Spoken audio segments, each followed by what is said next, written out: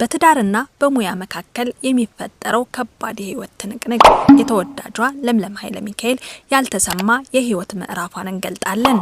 ሰው ወደ ውሻ ተቀየረ። ወደ ሐዋሳ የሰማነውን አስደንጋጭ ጉድም አጠናክረን ይዘናል።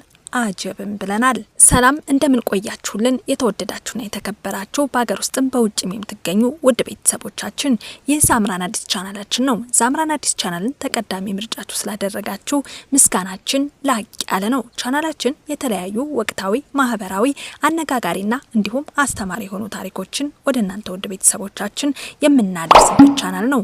ቪዲዮን ላይክ በማድረግ ጀምሩ። ሼር፣ ሰብስክራይብ በማድረግም ለዘወትር ተወዳጁን።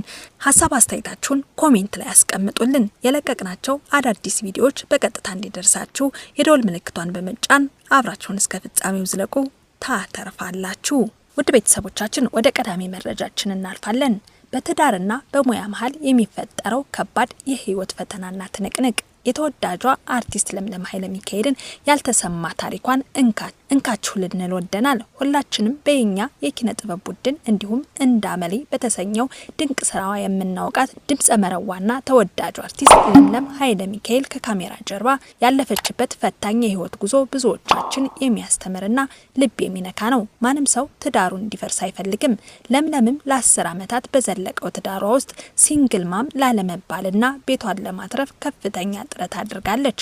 ሆኖም ግን ባለቤቷ የጥበብ ስራዋን እንድታቆም በመፈለጉ ምክንያት በመጣው አለመግባባት ራሷን በማትፈልገው ቦታ ላይ እንዳገኘችውና ማንነቷን እስከ ማጣት የደረሰ ከባድ የውስጥ ትግልና የስነልቦና ስቃይ ውስጥ ማለፏን ትናገራለች። በተለይም ከወሊድ በኋላ በገጠማት የመንፈስ ጭንቀትና የእንቅልፍ ማጣት ችግር ውስጥ ሆና ወደ ታዋቂው የሙዚቃ ጠበብት ኤልያስ መልካ ዘንድ በመሄድ የልቧን ወግተዋለች። እሱም ብቻሽን አይደለሽም በማለት የሰጣት አባታዊ ና ስነልቦናዊ ምክር ከነበረችበት ከባድ ሸክም እንድትላቀቅ ትልቅ አቅም ሆኗታል። በመጨረሻም ለምለም ለራሷ አእምሯዊ ሰላምና ለልጆቿ ደስታ ስትል ለአመታት የለፋችበትን ራሷን የከፈለችበትን የኪነ ጥበብ ህልሟን ከማጣት ይልቅ ከልጆቿ አባት ጋር በሰላም ለመለያየት ወስናለች። በዚህ ሁሉ ፈተና ውስጥ ግን የሚያስደንቀው የሷ መብሰል ነው። ፍችን እንደ ጦርነት ሳታየው አሁንም ለልጆቿ አባት ለአቶ ወንድማገኝ ያላትን ጥልቅ አክብሮት በአደባባይ ገልጻለች። ልጆቻቸው የነገው ብሩህ ተስፋዎቻቸው ናቸውና ያለምንም የልጅነት ስብራት በመተጋገዝና ጊዜ በመስጠት እያሳደጓቸውም ይገኛሉ። በትዳር መፍረስ ውስጥም ቢሆን መልካምነትንና አብሮነትን ማስቀደም እንደሚቻል በተግባር አሳይታለች። ለሊ ማህበራዊ ሚዲያ ላይ ህይወቷን አጋና ከማታቀርበውና የግል ህይወቷን ሚስጥር ጠብቃ በዝምታ ማለፍን ከምትመርጠው ከዚህች አስተዋይ አርቲስት ብዙ መማር እንችላለን። እስኪ እናንተስ በዚህ ጉዳይ ላይ ምን ትላላችሁ? አንድ ሰው ትዳሩን ለማዳን ሲል የለፋበትንና ማንነቱን የገነባበትን ሙያ እርግፍ አድርጎ መተው አለበት ብላችሁ ታስባላችሁ? ወይስ የራስን ሰላምና ህልም ማስቀደም ትክክል ነው? እስኪ ሀሳባችሁን ኮሜንት ላይ ያስቀምጡልን፣ እንመለከተዋለን። ውድ ቤተሰቦቻችን ወደ ቀጣዩ ወደ እሸቱና ወደ ባምቢ ፍጥጫና ምራስኪ ኮሜዲያን እሸቱ መለሰ በቲክቶከሯ ሀና ላይ ባምቢ ላይ የሰነዘረው አስተያየት ከፍተኛ ቁጣን እየቀሰቀሰም ይገኛል። በታዋቂው ኮሜዲያን እሸቱ መለሰና በወጣቷ ቲክቶከር ሀና መካከል በተፈጠረው አለመግባባት በማህበራዊ ሚዲያ መነጋገሪያ ሆኗል። ኮሜዲያን እሸቱ ወጣቷ ቲክቶከር ለቅድስት ቤተክርስቲያን የተደረገ የገቢ ማሰባሰቢያ ዝግጅት መምራቷን በመቃወም የሰነዘረው አስተያየት እጅግ አሳፋሪና ኃላፊነት የጎደለው በሚል እየተኮነነ ይገኛል። ኮሜዲያን እሸቱ በሰጠው መግለጫ የሀናን ወይም የባምቢን ስምና የግል ህይወቷን በማንሳት እንዴት እንዲህ አይነት ሰው የቤተ ክርስቲያን የገቢ ማሰባሰቢያ ፕሮግራም ትመራለች በሚል ትችቱን ሰንዝሯል። ይህ በይፋ በሚዲያ የተሰነዘረ ጥቃት በርካታ የህግ ባለሙያዎችንና የማህበራዊ ጉዳይ አንቂዎችን አስቆጥቷል። የተሰነዘሩ ቅሬታዎችም ጾታዊ ጥቃት በሚል ተቀምጧል። ድርጊቱ የአንድን ሴት የግል ህይወት በማብጠልጠል በሚዲያ የተደገፈ ጥቃት ኦንላይን ሃራስመንት እንደሆነ ተገልጿል።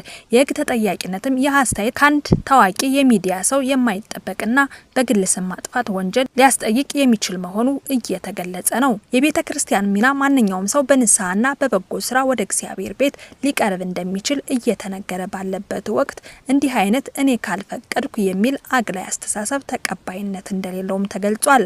ቀጣይ እርምጃዎች ሊሆኑ የሚችሉትም ኮሜዲያን እሸቱ ለፈጸመው ድርጊት በአስቸኳይ ይቅርታ የማይጠይቅ ከሆነ ጉዳዩ ወደ ህግ ሊያመራ እንደሚችል ታውቋል። ግለሰቧን በሚዲያ ፊት ማንቋሸሽና ስብዕናዋን መንካት ከፍተኛ የካሳ ክፍያና የህግ ቅጣት ሊያስከትል እንደሚችል የህግ ባለሙያዎች ያስጠነቅቃሉ።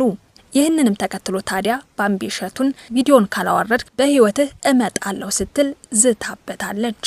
በርካቶችም ይህ ዛቻ አላስፈላጊ ነውና ተጠንቀቂ የሚል ምላሽም ሰጥተዋታል። ሌሎችም ደግሞ በተቃራኒ መንገድ ይቆማሉ። ብዙዎች እሸቱ መለሰ የተናገረው ንግግር ልክ ነው አይደለም እያሉ ሀሳብ አስተያየታቸውንም እየሰጡበት ይገኛሉ።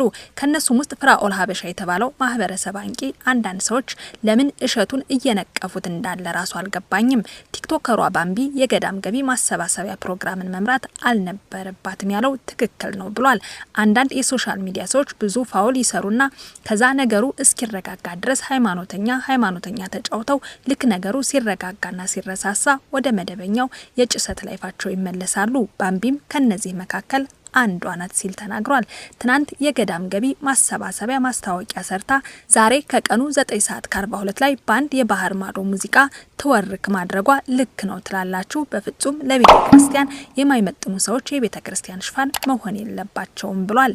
ዛሬ መንፈሳዊ ነገር አስተዋውቆ ነገ ደግሞ ከዛ ተቃራኒ የሆነ ምስል ማሳየት ለተመልካች ግራ ማጋባትን ይፈጥራል። ይህ ደግሞ የሚሰበሰበውን እርዳታ የሚካሄደውን ፕሮግራም ተአማኒነት ወይም ክሬዲቢሊቲ ጥያቄ ውስጥ ሊከት ይችላል ብሏል የማህበረሰብ አንቂው። ሌሎች ደግሞ ለቅድስት ቤተክርስቲያን ገቢ እንድታሰባስብ ፍቃድ ማን ሰጣት? ቤተክርስቲያን እኮ የራሷ ትውፊትና የራሷ ስርዓት አላት። መድረክ መምራት ስለምትችል ብቻ ገብተህ የምትንደፈደፍበት አይደለም። አረ በፈጣሪ ቤተክርስቲያን መድረክ መሪ አላጣችም፣ አርፋችሁ ተቀመጡ የሚሉ አስተያየቶችን እየሰጡ መሆኑንም ተገልጿል።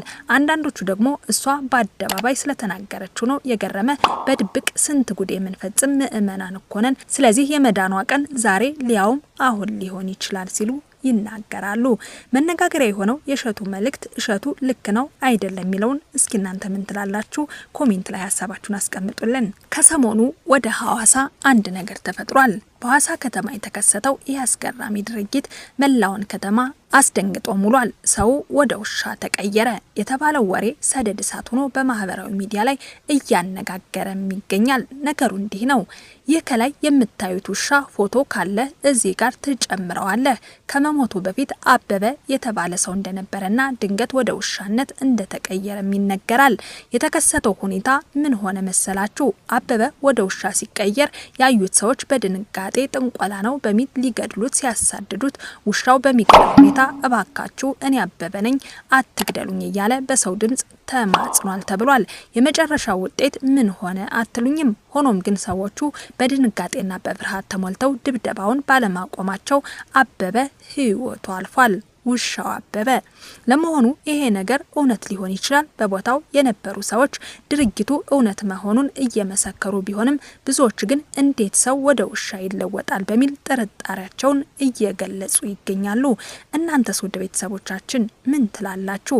በአሁኑ ዘመን እንዲህ አይነት የአይን ምስክሮች ያሉበት ተአምር ወይስ የተራቀቀ የፈጠራ ወሬ? እስኪ ሀሳብ አስተያየታችሁን ኮሜንት ላይ አጋሩን። ውድ ቤተሰቦቻችን ለዛሬ የነበረን መረጃ ይህንን ይመስል ነበር። አብራችሁን እስከ ፍጻሜው ስለዘለቃችሁ ከልብ ላመሰግናችሁ እወዳለሁ። ቪዲዮን ላይክ፣ ሼር፣ ሰብስክራይብ በማድረግ ለዘወትር ተወዳጁን በሌላ በአዲስ አቀራረብና በአዲስ መረጃ እስከምንገናኝ በያላችሁበት ሰላም ቆዩኝ። አበቃሁ።